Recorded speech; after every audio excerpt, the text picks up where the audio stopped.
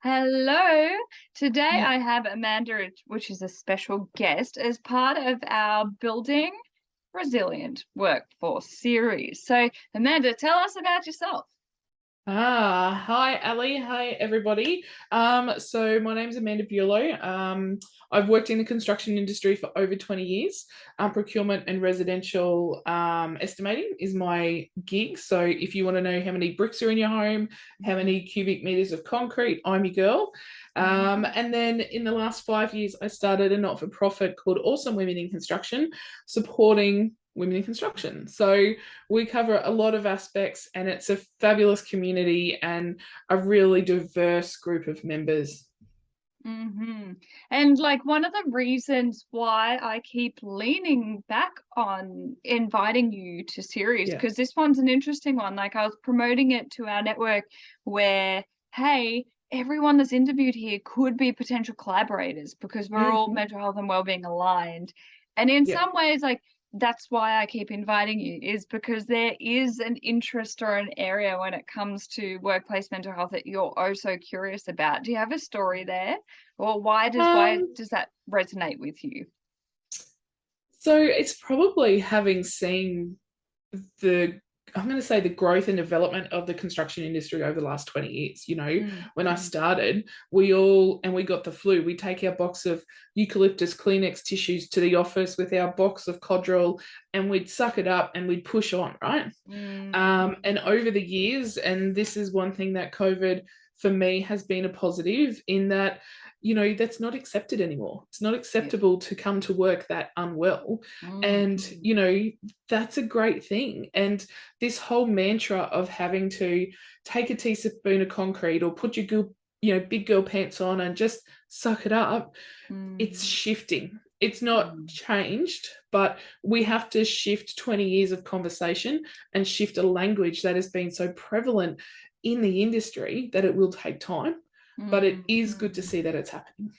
Yeah, fantastic. And I know like I'm particularly passionate about the suicide prevention space, and construction, being a male heavy industry is flagged as a very high risk. And of course, there are programs that are actively trying to go against that stigma and build up educational literacy in that space.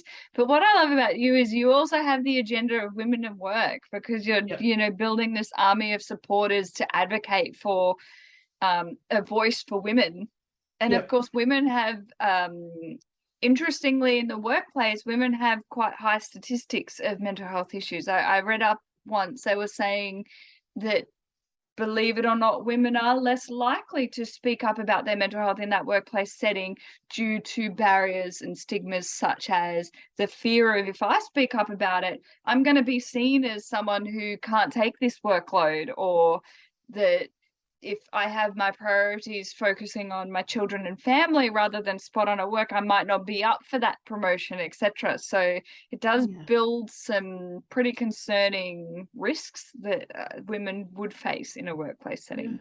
100%, Ali. And, we still, like the boys, want to think that we can do it all, right? We can Mm. have a family at home, we can have the stellar career, we can, coach netball on the weekends, we can do whatever it is. And, we can for a little while. And, I'm my own worst enemy. I've hit that wall a couple of times and I have learnt slowly. But I Mm. think as we get older as well, we can start to, I don't know, we get in tune with our bodies and we can just tell when we just need to take that time out, whether it's, a weekend of staying in our pajamas and watching our favorite movies, or, going for a walk and going to the beach. We've all got those different recharges. Some people it's Mm. going to the ocean, some people it's going to the country, some people like to run a marathon. I'm not a marathon runner, Ali. I'll let that to them. But whatever it is for us, we need to, constantly recharge. In the old mantra where we put our phone to charge, we Mm. often don't do it for ourselves. Oh, yeah, totally. Yeah, what fascinates me about this prevention space is it's like, I was speaking to a university professor earlier today about it, is what's seen as innovative is actually us just forgetting the Mhm. basics. We've Yeah. become so busy that we've forgotten, like what you were mentioning, that finding that outlet that works for you to recharge. And we've forgotten it long enough that we've felt those pains coming up and we've ignored them too, Yeah, we have. which Yeah, we can have. build leading to bigger concerns. Yeah. So thank you for sharing with us. It's awesome what you do, and I'm glad that you're a passionate advocate about doing what you can to raise awareness. And for anyone that's interested, Amanda has a podcast series I featuring. do. What I appreciate is you feature people from all legs of life, not just from the construction industry. And part of my understanding is that's because we can all learn from each other regardless. Absolutely. We've all got a story to tell, and what might resonate with us today or tomorrow is different, and that's why we have such a large diverse of awesome women, not just in construction, and it is we can all learn from each other. Yeah, fantastic. And what makes you uniquely you? So what makes the Awesome Women in Construction Network different from the next? It's definitely about supporting and connecting our community. But I think the other thing is, and particularly around the mental health aspect, is we are continually conscious of, I'll say, the vibes or the impressions that we're giving to our ourselves, to our friends, and to our next generation, because they emulate what they see, right? So we need to be taking some of those shackles off, like I mentioned before about hardening up and taking that teaspoon of concrete and acknowledging some days that we do need a mental health day, and whatever that is for you, that's okay. Yeah, for sure. I was going to mention before, I've been talking to some colleagues in the mental health sector space, and there's no tagline for this. It's just a gut instinct, grassroots idea. But sometimes when people are going through recovery, there's this phase of being blindsided in terms of like they end up taking on too much too quickly, and Yes. then feeling that relapse, that hit that gets them right back down again, So I don't know if that's an actual thing. I don't know what the word is for it, but we Yeah, all have look, to take steps. I've definitely experienced it and seen it. I don't know what the word for it is, but yeah, it's definitely there. Yeah. And so tell me, who would you be looking for to collaborate with? So what is something or someone of interest that would add value to you and your network of women? And obviously a lot of women, could come with the broader children and community space as well, but also a lot of the women are connected to men as well. And I know you wouldn't discriminate, but yeah, what's your best collaborator or fit? What this series is doing is we're interviewing some industry experts from various different backgrounds. They all have different things to offer, but mind blank stakeholders, we've got union bodies, we've got corporates, we've got small businesses, we've got active networks that we've built up over the years. So what's your best fit or a partnership or collaboration you'd be interested in? Oh, look, for me at the moment, it'd be collaborating in what I'll call our next generation, 14 to 25-year-olds. We've created an app to help open up the environment or the landscape about showing our future generation the careers that are available in construction. So helping us into schools, helping us generally being able to connect with them. I'm a long way away from 25. That was quite a few years ago. And where do they hang out? What do they do? What are they up to these days? And, for us as an organization, TikTok is the next mountain to climb and to be prevalent on that. But anybody out there who's listening, Ali, who, is happy to open up some of those connections and pathways would be great.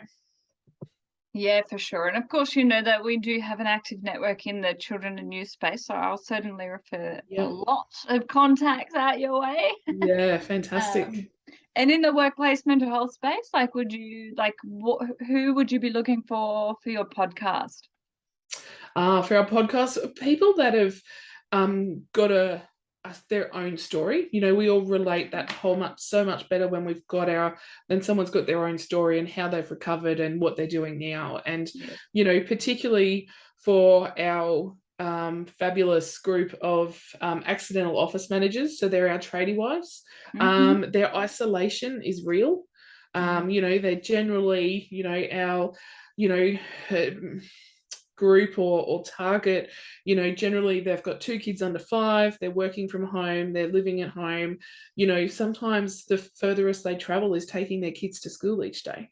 And they're learning how to navigate a world that they don't understand from a construction point of view.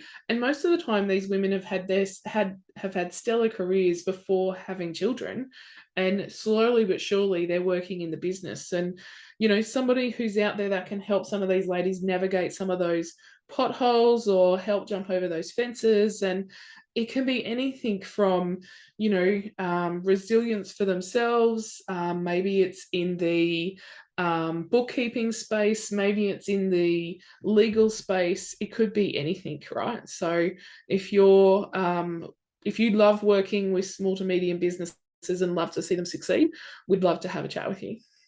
Yeah, fantastic. There's multiple different options out there. And of course, anyone that's trying to get contacts in the construction industry there, I'm sure you're well equipped.